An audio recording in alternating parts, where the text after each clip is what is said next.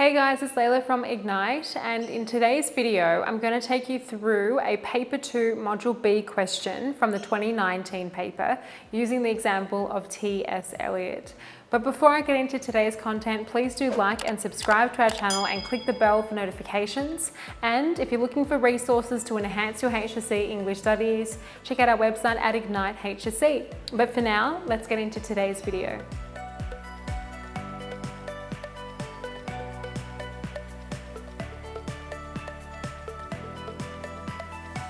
So in today's clip, I'm taking you through the Module B essay question for T.S. Eliot in the 2019 paper.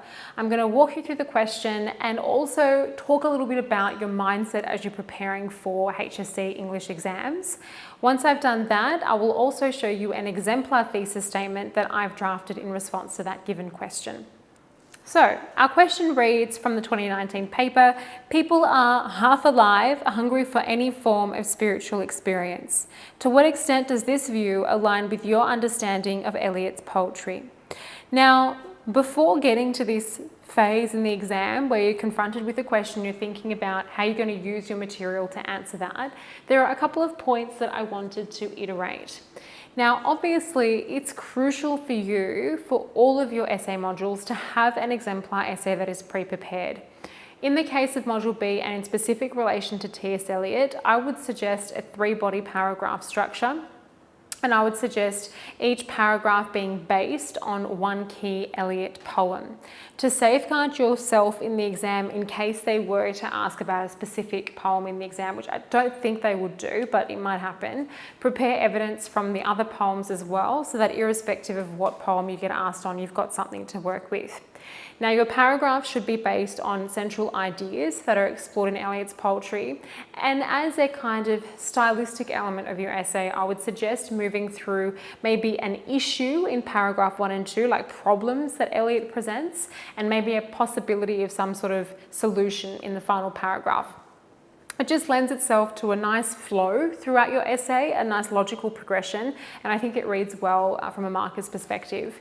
Now, in terms of the ideas that you're exploring, you want to try and pick up on broad fundamental ideas that are really central to the study of T.S. Eliot, because that way you know then that your essay is adaptable to any kind of question you get. If you are preparing very niche body paragraphs and they're not really getting to the heart of the module, you're not setting yourself up for an essay that can be easily adapted to the question in the exam.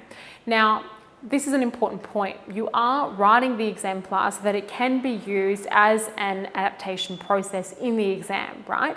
You don't want to have an exemplar essay and a mindset that is to go into the exam and expect to regurgitate the essay word for word. That's not really what we're looking for here. You want to be able to go into the exam and relinquish parts of your expression to ensure that you are turning all of your focus to the precise wording of the question in the exam.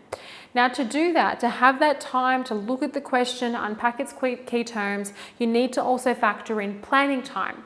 So that process of looking at a question, unpacking its key terms and thinking about how you're going to adapt your exemplar will take at least 5 minutes. So when you're thinking about having 40 minutes to write your essay in the exam, you want to make sure that your exemplar, I would argue, is I'd say 33 to 35 minutes, so that you have that time to think and to adapt and to ensure that the question's key terms are at the forefront of your response, because we know that that's what markers are looking for above all else. And finally, talking to my third point there, you want to make sure that the thesis statement that you present can actually be backed up by the progression of your essay. So make sure that your body paragraphs and the evidence you go on to raise supports what you frame in that thesis. So in this sense, the thesis must be written with foresight. Whilst you are ensuring you're engaging with the key terms in the question, you want to define those questions, key terms, in a way that works for the evidence and the analysis that you go on to provide. All right, so these are my steps to help you when you are drafting your thesis. Firstly, you want to identify the key terms in the question, highlight them in the exam, draw your attention to them.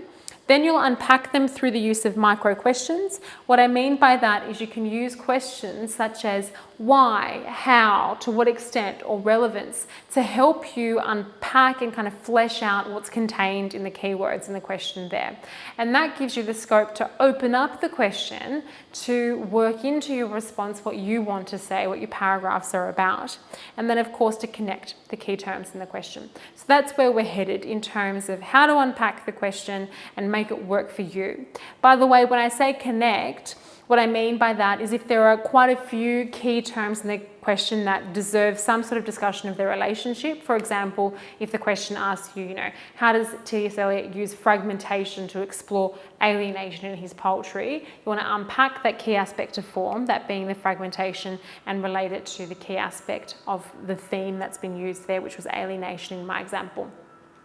So keep that in mind. So looking at this question here, people are half alive, hungry for any form of spiritual experience. Because they're given the quote here, that quote really does contain all of the key terms. So I would say half alive and hungry for any form of spiritual experience are the key parts of the question there.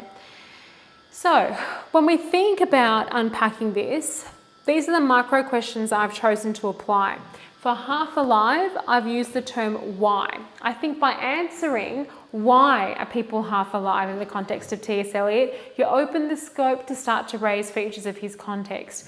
A lot of students in the earlier parts of their essay will pick up on broad ideas such as, the use of modernity or the modern landscape and how that alienates individuals. Or they might talk about the pre or during or post-war context and the omnipresence of mortality. And that gives scope for why people are half alive. So you wouldn't want to look at this question and think, oh no, I can't raise issues about T.S. Eliot's context. You absolutely can, because you're saying, well, people are half alive by virtue of, and then you start to unpack elements of his context. So unpack the qualities of his war-struck existential world, and that opens up a bit of scope for you to discuss why people are half alive within that world. And the next point here, hungry for spiritual experience. Again, you want to ask yourself why and what is the relevance of this? And you want to think about the failure of religion during this time, the general lack of meaning, lack of solace that individuals confronted. And through applying the micro questions and unpacking them in that way, you're opening up the specificity of your response and the scope to kind of flesh out the direction of the essay in a way that works for what you want to say. And the rationale behind this, the reason for why we're doing this is because you don't want to simply restate the question in your thesis, and you don't want to ignore the question altogether. You're trying to set up a thesis that can be supported by the evidence you've prepared and make it look like you are confronting the question and that you have analysis to candidly respond to the question's key terms. So you want to make it work for you in that way. Okay, now let's take a look at my exemplar. It reads, T.S. Eliot's modernist world was struck by a spiritual paralysis. Individuals viewed themselves as fragments, disconnected amongst the chaos of early 20th century life. Eliot's alienated archetypal persona reflected individuals who were half alive and plagued by the omnipresence of mortality, confronted by the existential rhetoric of God is dead, searching for any form of spiritual solace. So you can see how I've broken apart the key parts of the question there and embedded them to open up other issues for discussion to render relevant what the essay might go on to explore. So through doing this, I haven't limited my essay to only an exploration of spiritual fulfillment. I can talk about the elements of Eliot's world which have rendered people kind of needy for spiritual solace and fulfillment. I can talk about the lack of spiritual fulfillment or spiritual angst within the context, and maybe in the final paragraph whether that is fulfilled with reference to poems such as Journey of the Magi. So my point here is whatever structure you've come up with, you can construe the question in a way that works for what you want to go on to say. And I've highlighted here where I have actually explicitly incorporated the question, right? There is the spiritual paralysis, Eliot's actual persona, the alienated archetypal persona, reflects the individuals who were half alive during this time. They're confronted by the existential rhetoric and they are thus searching for any form of spiritual solace. So I haven't just said people are half alive and that they're hungry. I framed, well, why are they kind of half alive? What can I extend on from those points? And what underpins their desire for spiritual experience during this period that he's commenting on?